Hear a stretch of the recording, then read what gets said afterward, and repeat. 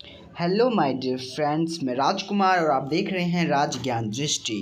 आज हम बात करने जा रहे हैं कक्षा 12वीं के समाजशास्त्र पुस्तक भारत में सामाजिक परिवर्तन एवं विकास के एक उपविषय अध्याय 2 सांस्कृतिक परिवर्तन के उपविषय संस्कृतिकरण, आधुनिकीकरण, पंथनिरपेक्षीकरण और पश्चिमीकरण को हम इस अध्याय में समझेंगे। इस अध्याय में इन विचारों, अवधारणाओं, संस्कृतिकरण, आधुनिकीकरण, पंथनिरपेक्षीकरण और पश्चिमीकरण का जो विविध वर्गों में अध्ययन किया गया है, हम इनको 4 हिस्सों में अलग अलग बांटकर पढ़ेंगे। जैसे जैसे हम अपनी विवेचना में आगे बढ़ेंगे, हम पाएंगे कि ये चारों अवधारणाएं कहीं न कहीं एक दूसरे से संबंधित हैं और कई स्थितियों में एक साथ पाई जाती हैं और कई स्थितियों में अलग अलग ढंग से सक्रिय होती हैं। यह आश्चर्यजनक नहीं कि एक ही व्यक्ति एक जगह पर आधुनिक होता है तो दूसरी भिन्न स्थिति में वह पारंपरिक भी होता है। हम क्या है, इस अपनी अध्याय में हम इन चारों ही अवधारणाओं, संस्कृतिकरण, आधुनिकीकरण, पंथनिरपेक्षीकरण और पश्चिमीकरण को पढ़ेंगे अलग अलग। लेकिन हम इसमें देखते हैं कि कहीं ना कहीं इसमें समानताएं भी हैं और कहीं कहीं हम देखते हैं कि ये सभी एक साथ हमें मिल जाती हैं देखने को। और क्या है कि हम यह भी पता लगता है कि एक ही व्यक्ति किस तरह से एक ही समय पे आधुनिक भी होता है और कुछ समय कहीं दूसरी जगह पे वही व्यक्ति क्या है, पारंपरिक भी हमें दिखता है। तो किस प्रकार क्या है कि स्थिति भारतवर्ष में तथा अन्य अनेक गैर पाश्चात्य देशों में स्वाभाविक है। अब जो इस तरह की स्थिति है कि एक ही व्यक्ति आधुनिक भी हो, एक ही व्यक्ति पारंपरिक भी हो, तो यह क्या है, भारत के साथ साथ क्या है, गैर पश्चिमी जो देश हैं उसमें भी क्या है, स्वाभाविक यह देखने को मिल जाता है।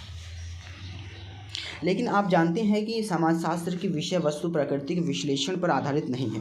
अब हम व्यक्ति की प्रकृति कैसी है वो नहीं जानते हैं, उसे हम अध्ययन नहीं करते हैं, उसका अध्ययन क्षेत्र यह नहीं है। पिछले अध्याय में क्या है, आपने जाना था कि औपनिवेशिक आधुनिकता में आंतरिक विरोधाभास था। अब क्या जो औपनिवेशिक है, आंतरिक है, आधुनिकता है, उसमें क्या है, एक तरह का विरोधाभास रहता है परंपरागत और आधुनिकता को लेकर। तो उदाहरण के लिए पश्चिमी शिक्षा को ही ले लें तो उसमें किस तरह से औपनिवेशवाद के जो दौरान अंग्रेजी शिक्षा के एक नए माध्यम वर्ग का जन्म हुआ था। तो अंग्रेजी भाषा में जो कुशल नए मध्यवर्गीय भारतीयों ने के पश्चिम के अनेक दार्शनिकों के विचारों को पढ़ा जाना तथा उनके उदार प्रजातंत्र की अवधारणा से अवगत हुए। अब जो भारत में अंग्रेजी शिक्षा का प्रसार हुआ, अंग्रेजी माध्यम की शिक्षा का प्रसार हुआ, तो बहुत से भारतीय जो विद्वान बने और उन्होंने शिक्षा अर्जित की, तो उन्होंने जो पश्चिमी जो विद्वान थे, पश्चिमी दार्शनिक थे, उनके विचारों को पढ़ा जाना, उनसे अवगत हुई, तो उनके है क्या, उदार प्रजातंत्र क्या होता है उसकी जो अवधारणा है वह विकसित हुई, उससे वह अवगत हो सके, उससे वह परिचित हो सके। इन भारतीयों ने भारत को जो है उदारता और प्रगतिशीलता के एक नए रास्ते पर लाने का जो है सपना देखा।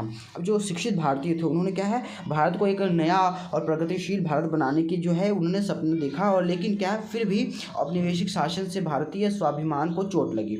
अब उपनिवेशवाद के कारण ही भारतीय चेतना और भारतीय राष्ट्रवाद की चेतना को बल मिला, लेकिन क्या है, भारतीय उपनिवेशवाद ने भारत की क्या है, एक स्वाभिमान था, उसको भी चोट कहीं ना कहीं लगाई। तो इन मध्यवर्गीय भारतीयों ने क्या है, पारंपरिक ज्ञान और मेघा पर गर्व जताया। अब जो मध्यवर्गीय भारतीय थे उन्होंने क्या है, अपने जो पारंपरिक ज्ञान और गर्व था उस पर क्या है, गर्व जताया। और इस प्रकृति को आप 19वीं सदी के सुधार आंदोलनों में भी देख चुके हैं।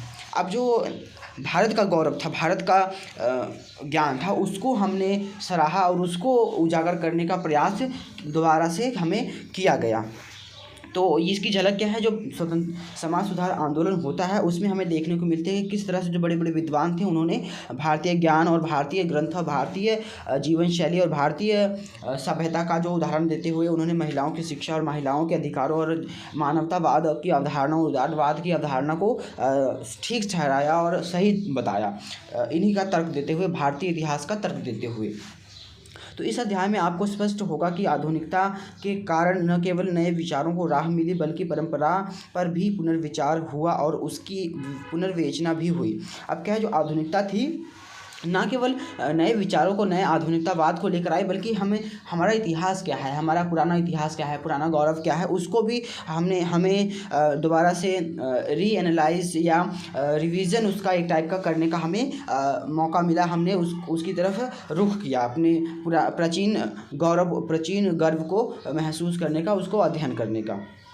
तो एक तरह से भारतीय पुनर्विवेचना थी। तो संस्कृति और परंपरा दोनों का ही अस्तित्व सजीव है। अब जो संस्कृति है और परंपरा है, इसका क्या अस्तित्व सजीव है। सजीव यानी कि यह हमेशा जीवित रहती है, कभी मरती नहीं है। इसमें हमेशा बदलाव होता रहता है, उसके साथ संस्कृति बदलती रहती है और जीवित रहती है। मानव उन दोनों को ही सीखता है। अब मानव क्या है, संस्कृति और परंपरा दोनों को साथ साथ सीखता है और इनमें बदलाव लाता है। अब इनमें क्या है, बदलाव आते रहते हैं पीढ़ी दर पीढ़ी। हम दैनिक जीवन से उदाहरण लेते हैं। अब हम अपने जो दैनिक जीवन है उससे ही उदाहरण ले सकते हैं, उससे ही जानते हैं कि जैसे आज के भारत में किस प्रकार से जो साड़ी या क्या है जैन, सेम या सरोंग जो पहना जाता है, पारंपरिक रूप से साड़ी जो एक प्रकार का ढीला बगैर सिला हुआ कपड़ा होता था, को विभिन्न क्षेत्रों में अलग अलग ढंग से पहना जाता था। आधुनिक युग में मध्यवर्गीय महिलाओं में साड़ी पहनने के एक मानक तरीके का प्रचलन हुआ। अब क्या है, पहनावे में किस तरह से परिवर्तन हुआ कि हमने साड़ी को पहनना नहीं छोड़ा, यानी कि हमने परंपरा को नहीं छोड़ा, परंपरा को नहीं त्यागा, लेकिन क्या है और साथ साथ आधुनिकता को अपना लिया। या भी कैसे हुआ, अब उसको हम साड़ी के उदाहरण से देख सकते हैं कि हमने साड़ी पहनना नहीं छोड़ा, हमारी महिलाओं ने साड़ी को नहीं त्यागा, यानी कि साड़ी एक परंपरागत वेशभूषा थी, उसको त्यागा नहीं, बल्कि उसमें आधुनिकता को ऐड कर लिया, आधुनिकता उसमें निहित हो गई। जैसे कि जो साड़ी थी परंपरागत रूप से एक बिना सिला हुआ एक सिंगल कपड़ा हुआ करता था, उसे शरीर पर अलग अलग तरीके से लपेट कर पहना जाता था। लेकिन बाद में क्या हुआ, जो मध्यवर्गीय परिवार था उसमें आधुनिकता जब विकसित हुई तो उसमें क्या है, एक ब्लाउज का जो चलन है, फुल की ब्लाउज और कमीज का जो चलन है, साड़ी के ऊपर पहनने का जो चलन बढ़ गया। तो क्या है कि एक साड़ी क्या है अब आधुनिक रूप ले चुकी थी, अब आधुनिक पहनावा बन चुकी थी और एक मानक मापदंड बन चुकी थी पहनने का जो पहनावा है। तो किस तरह से ना परंपरा को बिना त्यागे और आधुनिकता को अपना लिया गया। तो कुछ इस तरह के जो परिवर्तन है संस्कृति में हमारे होते हैं और हमें देखने को मिलते हैं। तो जिसमें क्या है, पारंपरिक साड़ी को पश्चिमी पेटीकोट्स या ब्लाउज के साथ पहना जाने लगा और भारत की जो संरचनात्मक और सांस्कृतिक विविधता स्वतः क्या है, प्रमाणित है। और यह विविधता उन विभिन्न तरीकों को आकार देती है जिनमें क्या है, आधुनिकीकरण या पश्चिमीकरण, संस्कृतिकरण या पंथनिरपेक्षीकरण विभिन्न समूहों के लोगों को अलग प्रभावित करते हैं या प्रभावित नहीं करते हैं। इस पाठ के अगले पृष्ठ में आप पढ़ेंगे।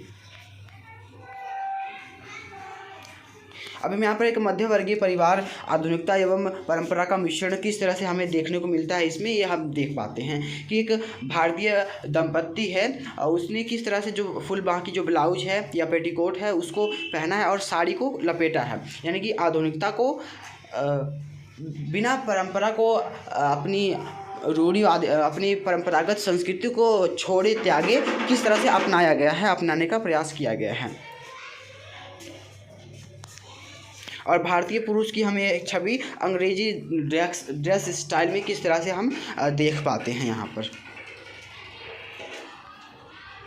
तो इन विभिन्नताओं को देखेंगे और स्थानानुभाव के कारण हम इसकी जो विस्तृत व्याख्या नहीं करेंगे। अब जो संस्कृति में किस तरह के परिवर्तन हुए उसको हम अधिक व्यापक रूप से एक परिवर्तन को लेकर हम व्याख्या नहीं करेंगे। हम इस एक उदाहरण से समझ सकते हैं कि हाँ किस तरह के परिवर्तन हुए होंगे, क्योंकि अधिक व्याख्या अधिक बिंदुओं को लेकर हम व्याख्या करेंगे तो हमारा जो अध्याय है अधिक बड़ा हो जाएगा। इस वजह से हम विस्तृत जो है व्याख्या नहीं कर पाएंगे।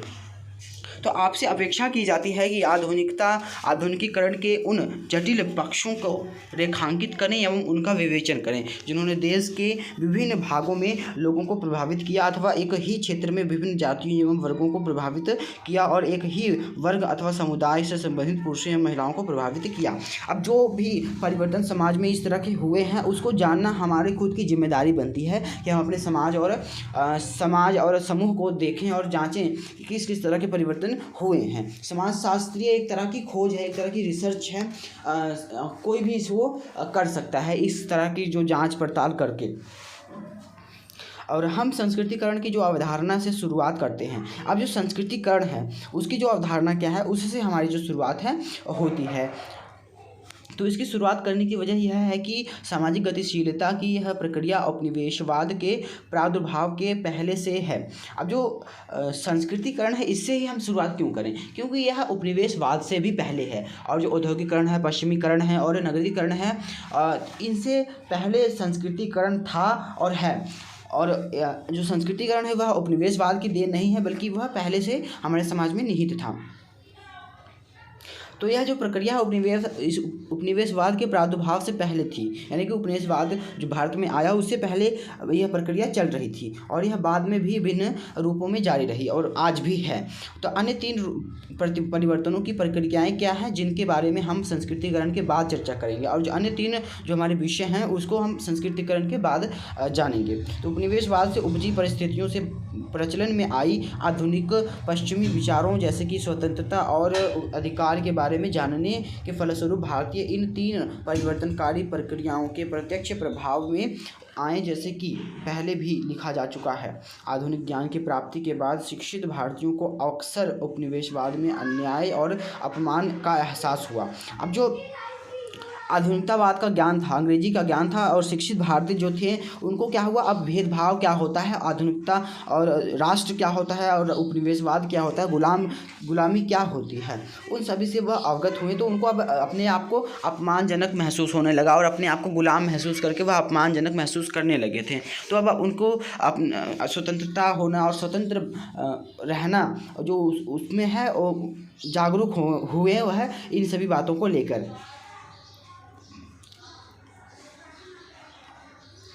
तो इन सभी प्रक्रियाओं क्या है, पारंपरिक अतीत और धरोहर की तरफ वापसी की इच्छा की प्रवृत्ति भी देखी गई। तो इन सब प्रक्रियाओं से देखा गया कि अब हमारा इतिहास क्या था, हमारा गौरव क्या था, हमारी संस्कृति क्या थी, यानी कि हम अपने इतिहास को ढूंढने लगे, अपने गौरव को ढूंढने लगे। उससे क्या है, एक तरफ हमारा जो प्राचीन गौरव है उसकी तरफ हमारा जो है रुख बढ़ा।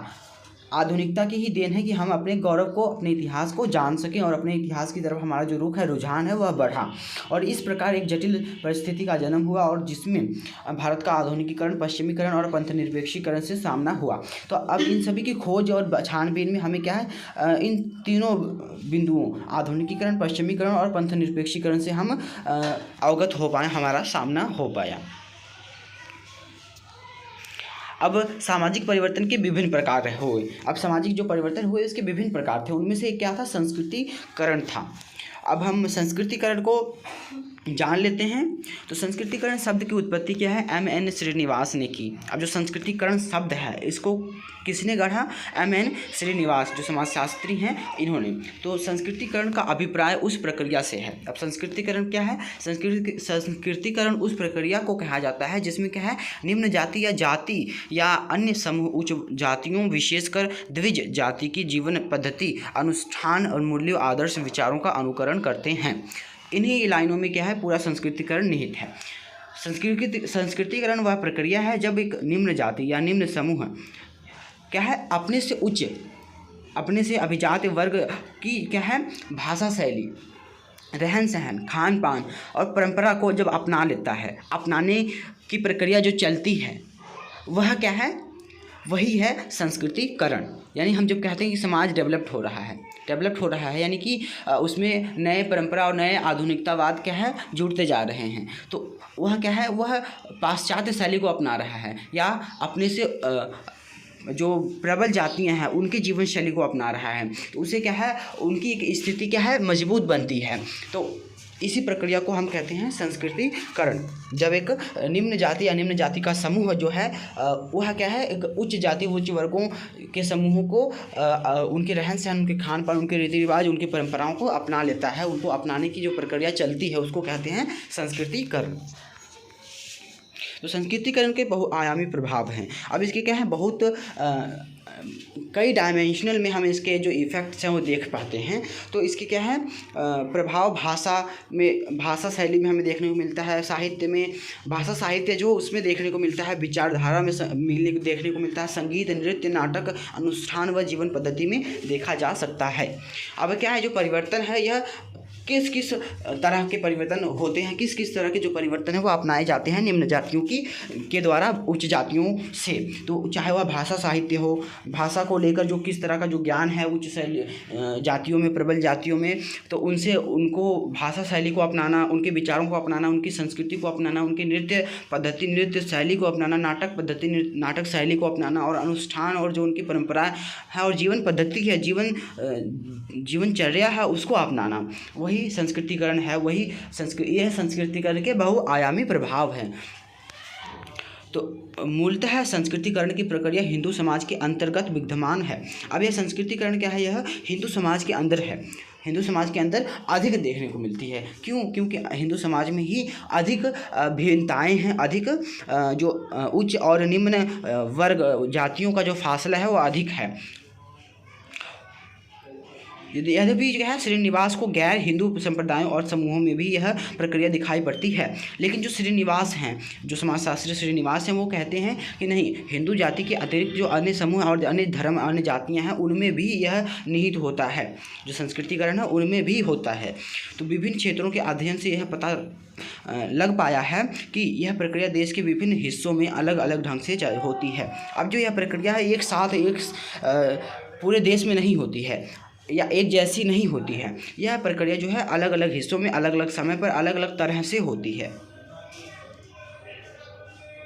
तो जिन क्षेत्रों में क्या है उच्च स्तरीय सांस्कृतिक जातियाँ प्रभुत्वशाली थी, अब जिन क्षेत्रों में क्या है उच्च स्तर की जो संस्कृति थी और उस उच्च स्तरीय की संस्कृति की वाली जातियाँ जो है प्रभुत्वशाली थी, उस क्षेत्र की क्या है संपूर्ण संस्कृति में किसी न किसी स्तर का संस्कृतिकरण हुआ।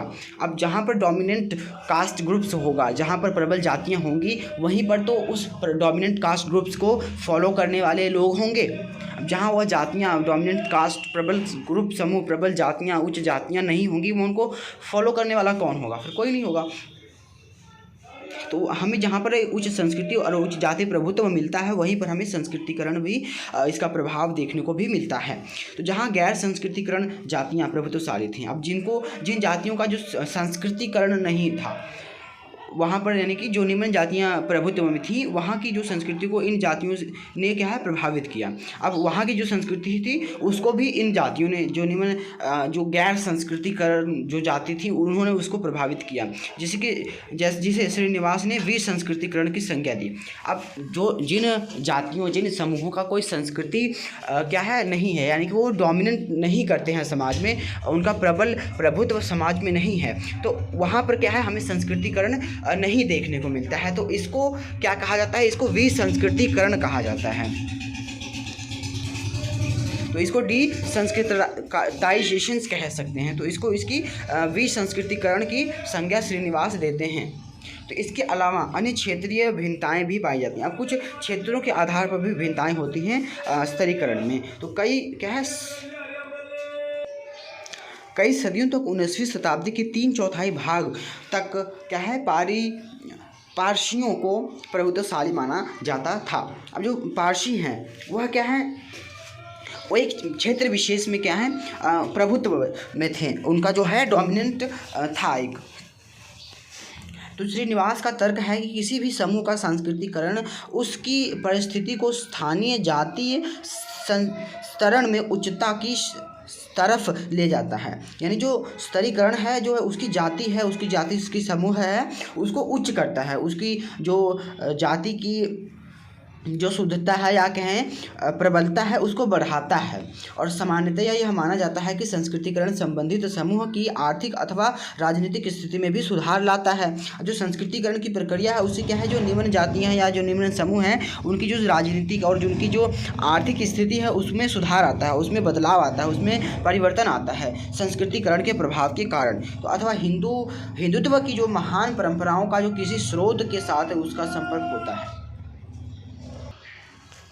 तो इसके परिणाम क्या निकलते हैं कि उस समूह में क्या है एक चेतना की भावना उत्पन्न होती है और महान परंपराओं के यह स्रोत कोई तीर्थ स्थल हो सकता है और कोई मठ हो सकता है अथवा कोई मतांतर वाला संप्रदाय हो सकता है। लेकिन तीव्र असमानता वाला समाज जैसे भारतीय समाज में उच्च जातियों की जीवन शैली, अनुष्ठान, ज्ञान आदि को निम्न जातियों द्वारा अपनाना मुश्किल है, क्योंकि इसके लिए अनेक सामाजिक रुकावटें हैं। वस्तुतः पारंपरिक तौर पर उच्च जाति के लोग उन निम्न जातियों को लोगों को दंडित करते हैं जो कि इस प्रकार की चेष्टा करने का साहस जुटा पाते हैं। लेकिन नीचे दिए गए उदाहरण से आप उपरोक्त विचार को समझ सकते हैं। यहाँ पर क्या समझाने का प्रयास किया जा रहा है, यहाँ पर कहा जा रहा है कि जो संस्कृतिकरण की प्रक्रिया है वो इतनी आसान भी नहीं है जितनी हमें आसान लगती है, और ख़ास करके हिंदू समाज में और भारत में। ऐसा क्यों है? क्योंकि जो उच्च जातियां हैं वह निम्न जातियों को कभी उच्च या आर्थिक रूप से मजबूत नहीं होने देती हैं। क्यों? क्योंकि जो बहुत से ऐसे सामाजिक रुकावटें और ऐसी परंपराएं हैं जो कि निम्न जातियों को निम्न बनाए रखती हैं।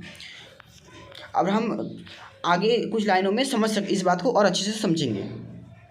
तो कुमुद पावड़े ने अपनी आत्मकथा में संस्मरण किया है कि कैसे एक दलित महिला सांस्कृतिक की शिक्षा बनी।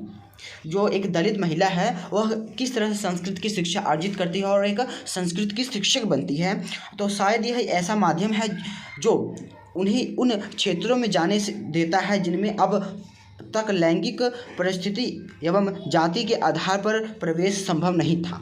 शायद वो संस्कृति के ज्ञान के लिए इसलिए भी प्रेरित हुई ताकि वह मूल सांस्कृतिक साहित्य में स्त्री और दलितों के बारे में कही गई बातों को जान सकें। और जैसे जैसे वो अपने अध्याय में आगे बढ़ी उसे अनेक प्रकार की सामाजिक प्रक्रियाओं का सामना करना पड़ा और जिनमें आश्चर्य से लेकर ईर्ष्या तक सम्मिलित थी। साथ ही उसमें संरक्षित स्वीकृत से लेकर पूर्णतः अस्वीकृत तक पक्ष सम्मिलित थे। जैसे कि वह कहती हैं, यहाँ पर क्या है, कुमुद पावड़े हैं, उन्होंने आत्मकथा लिखी है। उसमें उन्होंने बताया है कि वह एक संस्कृत की महिला है जो संस्कृत की महिला शिक्षक बनी और दलित होने के साथ उन्होंने इस शिक्षा को अर्जित किया। अब यहाँ पर एक बड़ी व्यापक हमें स्वरूप देखने को मिलता है इस 2 लाइनों में। इसमें एक तो दलित और दूसरा महिला और तीसरा संस्कृत की ज्ञाता और चौथा क्या है, शिक्षक।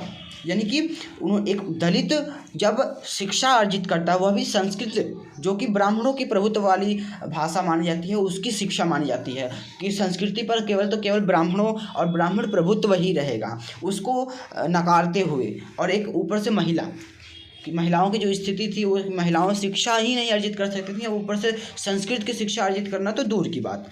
तो एक दलित महिला किस तरह से एक संस्कृत की शिक्षा अर्जित करती है और एक पोस्ट जिसे हम कहते हैं कि एक मुकाम हासिल करती है, एक शिक्षिका बनती है, तो उसको किस तरह से जो समाज है अपना सकता है। उसको ये प्रभुत्वशाली समाज है कभी नहीं अपनाएगा। तो उसको किस तरह का जो सामना करना पड़ता है समस्याओं का, अगर वो अपनी मेहनत के दम पर, अगर मेहनत के बलबूते पर इस मुकाम को हासिल भी कर लेती है, तो या मुकाम हासिल करने की जो प्रक्रिया है उसमें जो समाज है, उच्च वर्ग है, किस तरह की रुकावटें डालता है, किस तरह की बाधाएं डालता है और किस किस समस्याओं का सामना करना पड़ता है, हमें इन आत्मकथा को पढ़कर पता लगता है। तो इनका विचार है वो कहती हैं कि इसका जो परिणाम यह हुआ कि मैं अपनी जाति को भूलने की पूरी कोशिश करती हूँ। अब क्या है, इनको क्या है, अपनी जाति को भुलाने का प्रयास करना पड़ता है, लेकिन क्या यह प्रायः असंभव है। अब हम अपनी जाति को थोड़ी भूल सकते हैं, जो जाति हमारी है वह जाति तो रहेगी। इससे क्या है, मुझे वो अनुभव याद आता है जो मैंने कहीं सुना था, जो जन्म से मिला हो और जो मरने के बाद भी नष्ट न हो, वह है क्या, जाति। जाति के लिए ऐसा कहा जाता है कि जो जाति है वह जिस जाति में जो जन्मा है वही जाति उसके मरने दम तक जाति उसकी वही रहेगी। तो उस बात को यहाँ पर इन्होंने कहा है कि मैं केवल दलित हूँ, इस वजह से मुझे इन रुकावटों का सामना करना पड़ा, इन समस्याओं का सामना करना पड़ा। तो मैं अपनी जाति को भुलाने का प्रयास करती थी, पर मैं अपनी जाति को कैसे भूल सकती हूँ जो कि जन्म लेने से पहले ही मुझे मिल गई थी और मरने के बाद भी मेरे साथ जुड़ी हुई रहेगी। तो उस जाति को मैं कैसे भूल सकती हूँ। तो संस्कृतिकरण एक क्या है, एक ऐसी प्रक्रिया की ओर संकेत करता है जिसमें व्यक्ति सांस्कृतिक दृष्टि से प्रतिष्ठित समूहों के रीति रिवाज एवं नामों का अनुकरण अपनी परिस्थिति को उच्च बनाते हैं। अब जो संस्कृतिकरण एक ऐसी प्रक्रिया की तरफ इशारा करता है कि सांस्कृतिक दृष्टि से जो प्रतिष्ठा रखते हैं, जो प्रतिष्ठित समूह हैं, जो मान सम्मान रखते हैं, उनकी रीति रिवाजों को अपनाना और उनको फॉलो करना, वही उसकी जो परिस्थिति है उसको, जो निम्न परिस्थिति है, निम्न समूहों की परिस्थिति है, उन समूहों की जो परिस्थिति को उच्च बनाता है, यही प्रक्रिया बनाती है उन्हें उच्च। तो संदर्भ प्रारूप अधिकतर आर्थिक रूप से बेहतर होता है। तो उनका जो निम्न जातियों का संदर्भ है, जो क्या है, आर्थिक रूप से मजबूत होता है इस तरह की संस्कृतिकरण से। दोनों ही परिस्थितियों में यह संकेत विद्यमान है कि जब व्यक्ति धनवान होने लगते हैं तो उनकी आकांक्षाओं और इच्छाओं को प्रतिष्ठित समूह भी स्वीकार करने लगते हैं। अब जो निम्न जातियां हैं, निम्न समूह हैं, वह क्या है, जब आर्थिक रूप से संपन्न होते हैं, आर्थिक रूप से समृद्ध होते हैं, तो फिर उनकी जाति पूछने वाला कोई नहीं है, फिर उनको निम्न समझने वाला कोई नहीं है, फिर उनका भी सम्मान और मान समाज में बढ़ जाता है। फिर उनको भी एक जो उनकी इच्छाएँ आकांक्षाएँ हैं भी क्या है, अब लोग समाज में उनको भी स्वीकार करने लगते हैं। तो जो संस्कृतिकरण की जो अवधारणा है कि जो और अनेक स्तरों पर आलोचना की गई है। अब जो संस्कृतिकरण है उसकी बुराइयां भी की गई हैं, उसमें कुछ कमियां भी निकाली गई हैं, उसकी कुछ आलोचना भी की गई है। तो सर्वप्रथम क्या है, सबसे पहले इस अवधारणा की आलोचना में यह कहा जाता है कि इसमें जो सामाजिक गतिशीलता निम्न जाति का सामाजिक स्तरीकरण में ऊर्ध्वगामी परिवर्तन करती है।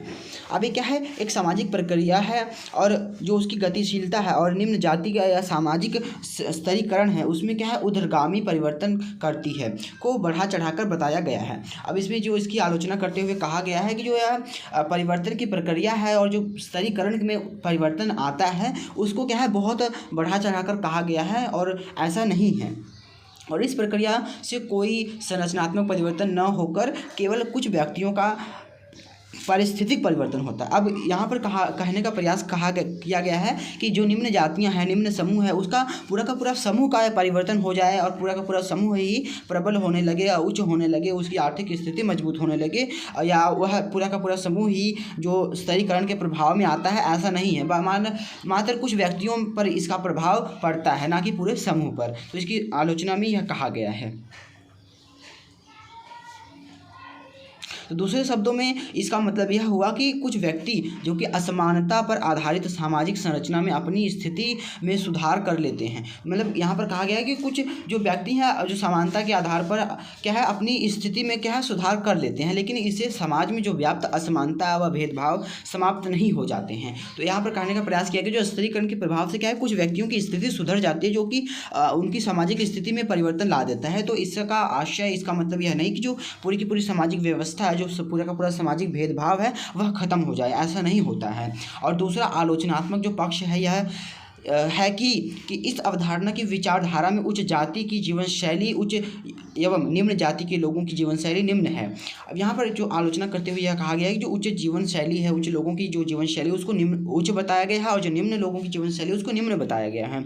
अंततः उच्च जाति के लोगों की जीवन शैली का अनुकरण करने की इच्छा को वांछनीय और प्राकृतिक मान लिया गया है। अब जो यहाँ पर बताने का यह प्रयास किया गया है कि जो निम्न जातियाँ हैं, जो निम्न समूह है, वह उच्च जातियों को ही फॉलो करता है, को ही फॉलो करेगा, को ही मान्यता प्रदान करता है, ऐसा बताने का प्रयास किया गया है, बल्कि ऐसा नहीं है। और तीसरी आलोचना यह कहती है कि जो संस्कृतिकरण की जो अवधारणा एक ऐसे प्रारूप को सही ठहराती है, एक ऐसे तरीके को सही ठहराती है जो दरअसल असमानता और अपमार्जन पर आधारित है। अब यहाँ पर यह कहने का प्रयास किया गया है कि जो सामाजिक स्तरीकरण है, जो सामाजिक संस्कृतिकरण है, उसको क्या है, एक असमानता और अपमान जो भेदभाव के आधार पर क्या है, सही ठहराया गया है। और इससे यह संकेत मिलता है कि जो पवित्रता और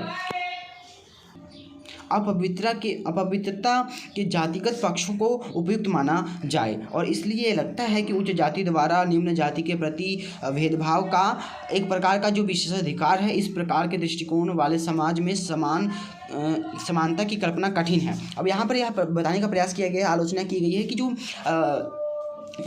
संस्कृतिकरण वह कहता है कि जो समाज में असमानता है उसे सही ठहराया गया है, उसे स्वीकार किया गया है, जबकि ऐसा नहीं है। जबकि समाज में जो एक समानता की जो कल्पना है, समाज की समानता की जो समाज में एक समानता की जो अवधारणा है उसको नकारा गया है। और निम्नांकित उदाहरण से पता चलता है कि समाज पवित्रता अपवित्रता को कितना महत्व देता है। जो स्तरीकरण है वह पवित्रता और अपवित्रता को इसमें महत्व देता हुआ नजर आता है। तो यद्यपि जो सुनार मुझसे उच्च दर्जे की जाति है, जो संस्कृतिकरण वो किस सिद्धांत पे काम करता है, तो जो सुनार है वो कहेगा कि जो मुझसे जो ऊंचे दर्जे की जातियां हैं फिर भी हमारी जाति में सुनारों से भोजन या पानी ग्रहण करना वर्जित है।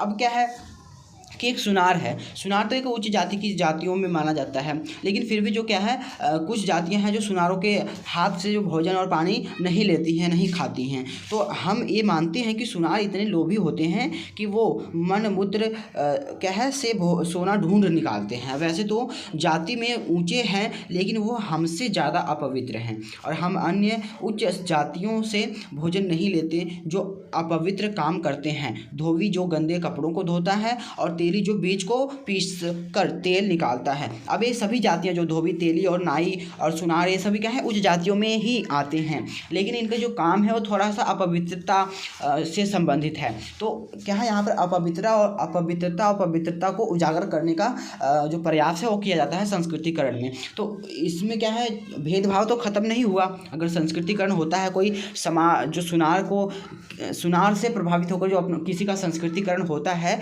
उसमें जो जीवन शैली उसकी आर्थिक स्थिति सुधरती है, तो वहाँ पर जो सुनार के साथ भेदभाव हो रहा है वह भेदभाव तो नहीं खत्म हो रहा है ना, जो स्तरीकरण है। तो यहाँ पर इस बात को तर्कसंगत बताते हुए यहाँ पर संस्कृतिकरण की आलोचना करने का प्रयास किया गया है।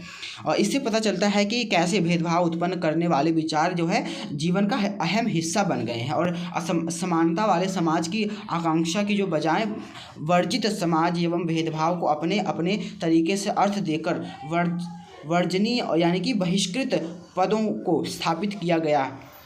और दूसरे शब्दों में यह है कि जिन्हें समानता का दर्जा नहीं मिला हुआ है वो भी अपने से नीचे वाले को भेदभाव के नज़रिए से देखना चाहते हैं, और इससे समाज में गहराई तक विद्यमान लोकतंत्र विरोधी सोच का पता चलता है। अब क्या है, जो जातियां समाज में ऊंची नहीं समझी जाती हैं, जो जातियां समाज में असमानता के आधार पर और उनके साथ भेदभाव होता है, वह जातियां भी अपने से छोटी जातियों के साथ भेदभावपूर्ण व्यवहार करती हैं। जैसे कि सुनार, लुहार, बढ़ई या धोबी हुआ। यह जातियां क्या हैं अन्य क्षत्रिय और ब्राह्मण जातियों द्वारा क्या है उच्च नहीं समझी जाती हैं, लेकिन फिर भी सुनार, लोहार, बढ़ई, कुम्हार इन जातियों द्वारा क्या है दलितों और निम्न समझी जाने वाली जातियों के साथ भेदभाव किया जाता है। यानी कि इनके साथ स्वयं भेदभावपूर्ण व्यवहार होता है, लेकिन फिर भी यह अपने से निम्न जातियों के साथ भी भेदभाव करती हैं। तो इससे क्या है, हमें एक लंबी भेदभाव की जो प्रक्रिया है, जटिल प्रक्रिया है, उसको जानने का पता लगता है। और जो लोकतंत्र विरोधी यानी जो समानता विरोधी जो विचार है उसमें कितनी गहराई है उसका हमें पता लगता है, उसका हमें आभास होता है। और चौथी आलोचना में यह कहा जाता है कि जो उच्च जातियों के अनुष्ठान और रीति रिवाज और व्यवहार को संस्कृतिकरण के कारण स्वीकृत मिलने से क्या है लड़कियों और महिलाओं को असमानता की सीढ़ी में सबसे नीचे धकेल दिया जाता है। और इससे क्या है कन्या मूल्य के स्थान पर दहेज प्रथा और अन्य समूहों के साथ जातिगत भेदभाव इत्यादि बढ़ गए हैं। अब यहाँ पर कहा गया है कि संस्कृतिकरण के ही प्रभाव ने क्या है निम्न जातियों में भी महिलाओं के साथ जो भेदभाव और असमानता है उसको बढ़ा दिया है। हालांकि जो भेदभाव महिलाओं के साथ और असमानता महिलाओं के साथ होता था वह उच्च जातियों, उच्च वर्गों में ही होता था। यानी जैसे कि दहेज प्रथा यानी कि बेटियों की जब विवाह किया जाता है तो उसमें जो उपहार देने का जो परंपरा है, जो रीति रिवाज है, वह क्या अगर संस्कृतिकरण के प्रभाव से अब निम्न जातियों और गरीब वर्गों में भी यह प्रचलन में आ गया। तो यह एक तरह से कुरीति जो है एक संस्कृतिकरण के प्रभाव से क्या है शिफ्ट हो गई एक समाज से दूसरे समाज में। और इसी तरह से क्या है जो विधवा पुनर्विवाह है उसमें क्या है उच्च जातियों में इसको मान्यता नहीं दी जाती है, उसको अच्छा नहीं माना जाता है। तो वही जो परंपरा है, वही जो कुप्रथा है वह निम्न जातियों में भी आ गई।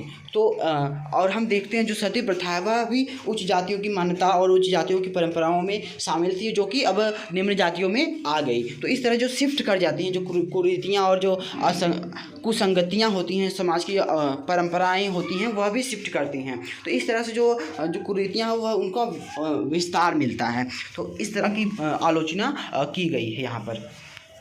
और पांचवी, दलित संस्कृति एवं दलित समाज के मूलतः पक्षों को भी पिछड़ापन मान लिया जाता है। अब यहाँ पर बताया गया है कि जो दलित हैं वो तो पिछड़े ही हैं या पिछड़ापन ही है उनके साथ जुड़ा हुआ, तो उसको न्याय संगत बताने का प्रयास किया गया है यहाँ पर संस्कृतिकरण के माध्यम से। तो संस्कृतिकरण की कुछ ये है क्या है आलोचनाएँ हैं। तो उदाहरण के लिए जो निम्न जाति के लोगों द्वारा क्या है किए गए श्रम को भी निम्न एवं श्रमदायक माना जाता है। तो उन कार्यों को सभ्य नहीं माना जाता जिन्हें निम्न जाति के लोग करते हैं, और उनसे जुड़े सभी कार्यों जैसे कि शिल्प, तकनीकी योग्यता, विभिन्न औषधियों की जानकारी, पर्यावरण का ज्ञान, कृषि ज्ञान, पशुपालन संबंधी जानकारी इत्यादि को औद्योगिक युग में गैर उपयोगी मान लिया गया है। अब यहाँ पर क्या है कि जो निम्न जातियाँ हैं उनसे जुड़े जो परंपरागत जो कुशल कार्य थे उनको क्या है निम्न ही मान लिया गया है। जो एक पूर्ण अवधारणा है वह जुड़ जाती है इसके साथ संस्कृतिकरण में कि जो निम्न जातियाँ हैं उनके द्वारा किए जाने वाले हर काम ही निम्न होंगे, चाहे भले ही वह काम कुशलता से जुड़े हों, तकनीकी से जुड़े हों, औषधि विज्ञान से जुड़े हों, उन सभी को क्या है अब आज के औद्योगिक युग में नकार दिया गया है कि जो उच्च निम्न जाति हैं वो तो उनके जो हर किए गए काम ही निम्न होंगे, परंतु ऐसा नहीं था। तो ब्राह्मण विरोधी जो आंदोलन एवं क्षेत्रीय विवेचना के विकास ने क्या है 20वीं शताब्दी में ऐसे प्रयासों को जन्म दिया जिसके अंतर्गत अनेक भारतीय भाषाओं से सांस्कृतिक के शब्दों एवं मुहावरों को हटा दिया गया। अब क्या है जो ब्राह्मण विरोधी आंदोलन एवं क्षेत्रीय चेतना की जो विकास में वृद्धि हुई और 20वीं शताब्दी में जो प्रयास किए गए और इसमें जो जन्म दिया गया इस आंदोलन को, तो जिसके अंतर्गत क्या हुआ कि भारतीय भाषाओं से जो संस्कृत के जो बहुत से जो शब्द थे और मुहावरे थे उनको हटा दिया गया, उनको लोगों ने बोलना छोड़ दिया। और पिछड़े वर्गों के आंदोलनों का एक निर्णायक परिणाम यह हुआ कि जातीय समूह एवं व्यक्तियों की ऊर्ध्वगामी गतिशीलता में पंथ निरपेक्ष कारणों की भूमिका पर बल दिया जाने लगा। अब यहाँ पर हमें संस्कृतिकरण का उल्टा देखने को मिलता है कि जो ब्राह्मण जो जातियाँ द्वारा बोले जाने वाली भाषा है उसकी जो मुहावरे हैं लोकोक्तियाँ हैं समाज में नहीं तो और सामाजिक भाषा और रहन सहन में जो चीज़ें शामिल थी उच्च वर्गों की, ब्राह्मण वर्ग की, उसको लोगों ने क्या है त्यागना शुरू कर दिया ब्राह्मण विरोधी आंदोलन के रूप में। तो यहाँ पर संस्कृतिकरण का हमें ठीक उल्टा दिखता है कि संस्कृतिकरण के जो उच्च जातियाँ हैं उनके बोली और उनकी भाषा को लोग त्याग रहे हैं। तो यहाँ पर व्यक्तियों की जो ऊर्ध्वगामी गतिशीलता में क्या है पंथ निरपेक्ष कारकों की जो भूमिका पर बल दिया जाने लगा। अब यहाँ पर क्या है पंथ निरपेक्ष यानी कि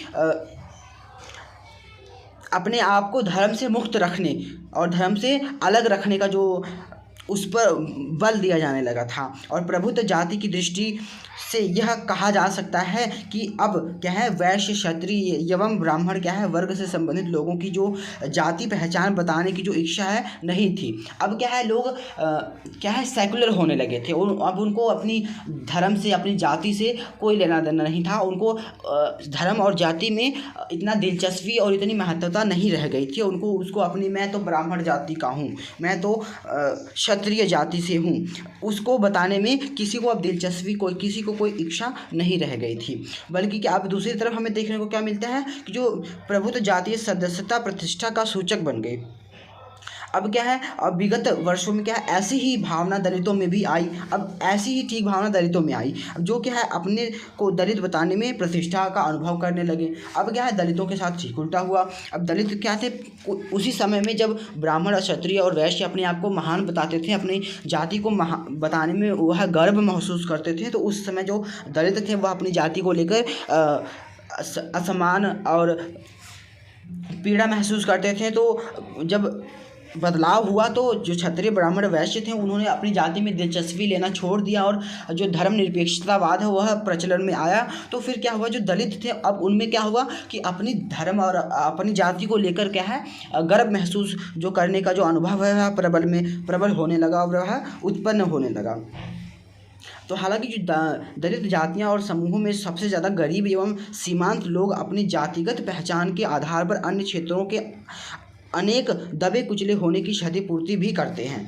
तो अब क्या है, जो लोग हैं अपने ऐसा क्यों कहते थे दलित वर्ग, अपने आप को दलित बताने में गर्व महसूस क्यों करने लगे? तो ऐसा ही इसलिए हुआ कि जो उनके साथ जो भेदभाव हुआ और जो उनके साथ जो गरीबी थी और उनके साथ जो सामाजिक बहिष्कार किया गया, उसको उन्होंने एक तरह की क्षतिपूर्ति और उस क्षतिपूर्ति को भरने के लिए ऐसा करने लगे। तो अर्थात दूसरे शब्दों में उन्होंने कुछ प्रतिष्ठा एवं आत्मविश्वास अर्जित किया। तो अब ऐसा उन्होंने क्यों किया, अपनी ही जाति को उन्होंने अब उभारने का प्रयास किया और उसको एक प्रबल जाति के रूप में सामने लाने का प्रयास किया और अपने आत्मविश्वास को बढ़ाया और अपने आत्मविश्वास को उन्होंने अर्जित किया। अन्यथा वे भेदभाव एवं अपमार्जन का शिकार हैं। लेकिन हालांकि आज भी क्या है, वह आज भी भेदभाव और अपमार्जन का शिकार होते हैं। तो हम अपने अगले वीडियो में पढ़ेंगे अपने अगले विषय पश्चिमीकरण के ऊपर। तब तक के लिए धन्यवाद।